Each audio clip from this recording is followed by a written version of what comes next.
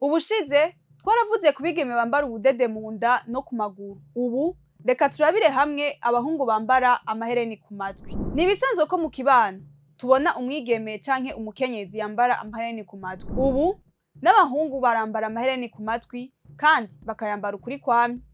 None vyoba vyahereye abahungu b'Abarundi batangure kwambara amahereni ku matwi. Tega amatwi mwumve iyo vyavuye.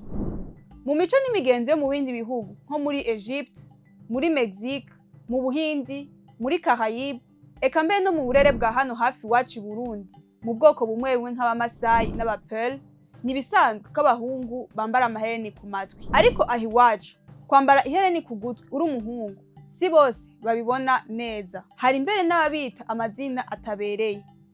Muti none ubundi ho bayambarira iki bitari mu mico n'imigenzo y'Abarundi? Bishoboka ko kwambara ihereni uri umuhungu hano iwacu vyoba vyazanywe n'iterambere mu kwigana ibihangange bimwe bimwe vyo mu miziki, mu nkino, mu mideri n'ibindi. Turetse abahungu bambara amahereni ku matwi, ubu hoho turabona n'abambara amahereni ku mazuru. Mbega bobo mubavuga kiki?